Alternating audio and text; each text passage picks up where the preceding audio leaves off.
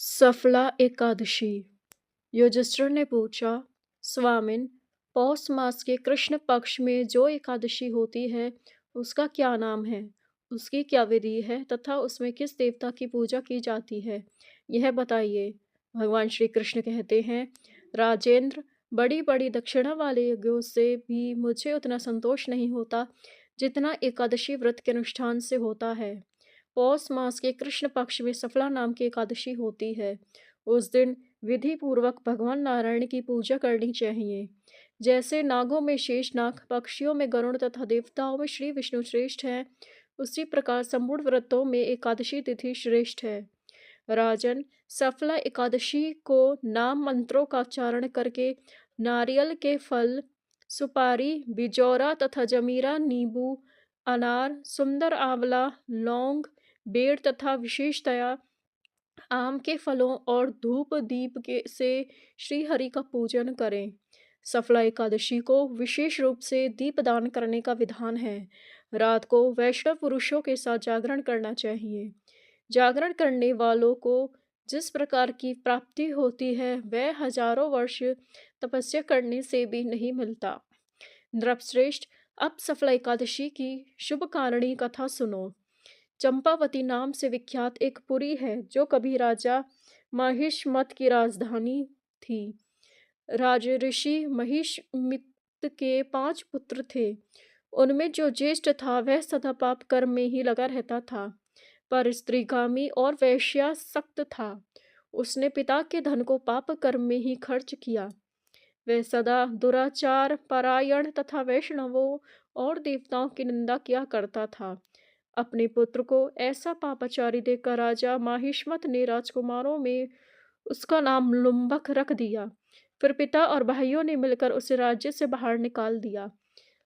लुम्बक गहन वन में चला गया। वहीं रहकर उसने प्राय समूचे नगर का धन लूट लिया।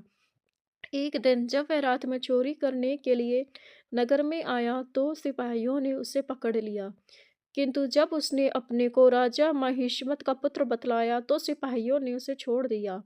फिर वह वन में लौट आया और मांस तथा वृक्षों के फल खाकर जीवन निर्वाह करने लगा। उस दुष्ट का विश्राम स्थान पीपल वृक्ष बहुत वर्षों पुराना था। उस वन में वह वृक्ष एक महान देवता माना जाता था। पाप बुद्धि लुम्बक वही निवास करता था। एक दिन किसी संचित पुण्य के प्रभाव से उसके द्वारा एकादशी के व्रत का पालन हो गया। पौष मास में कृष्ण पक्ष की दशमी के दिन पापिष्ट लुम्बक ने वृक्षों के फल खाए और वस्त्रहीन होने के कारण रात भर जाड़े का कष्ट भोगा। उस समय ना तो उसे नींद आई और ना आराम ही मिला। वह निष्प्राण सो रहा था। सूर्योदय होने पर भी उसको होश नहीं आया। सफला एकादशी के दिन भी लुम्बक बेहोश पड़ा रहा। दोपहर होने पर उसे चेतना प्राप्त हुई। फिर इधर उधर दृष्टि डालकर वह आसन से उठा और लंगड़े की भांति लड़खड़ाता हुआ वन के भीतर गया। वह भूख से दुर्बल और पीड़ित हो रहा था। राजन, लुम्बक बहुत से फल लेकर जब तक विश्राम स्थल पर लौटा तब तक सूर्यदेव अस्त हो गए।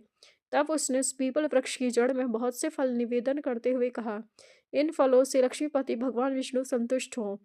यों कहकर लुम्बक ने रात भर नींद नहीं ली। इस प्रकार अनायास ही उसने इस व्रत का पालन कर लिया। उस समय सहसा आकाशवाणी हुई, राजकुमार, तुम सफला एकादशी के प्रसाद से राज्य और पुत्र प्राप्त करोगे। बहुत अच्छा कहकर उसने वह वरदान स्वीकार किया। इसके बाद उसका रूप दिव्य हो गया। तब से उसकी उत्तम बुद्धि भगवान विष्णु के भजन में लग गई। दिव्य आभूषणों से सुशोभित होकर उसने निष्कंटक राज्य प्राप्त किया और 15 वर्षों तक वह उसका संचालन करता रहा। उसको मनोज्ञ नामक पुत्र उत्पन्न हुआ। जब वह बड़ा हुआ तो लुम्बक ने तुरंत ही राज्य की ममता छोड़कर उसे पुत्र को सौंप दिया और वह स्वयं भगवान श्री कृष्ण के समीप चला गया, जहाँ जाकर मनुष्य कभी शोक में नहीं पड़ता। राजन, इस प्रकार जो सफला एकादशी का उत्तम व्रत करता है वह इस लोक में सुख भोग कर मरने के पश्चात मोक्ष को प्राप्त होता है। संसार में वे मनुष्य धन है जो सफला एकादशी के व्रत में लगे रहते हैं, उन्हीं का जन्म सफल है। महाराज, इसकी महिमा को पढ़ने सुनने तथा उसके अनुसार आचरण करने से मनुष्य राजसूय यज्ञ का फल पाता है। धन्यवाद। हरे कृष्णा। सफला एकादशी महामहोत्सव की जय।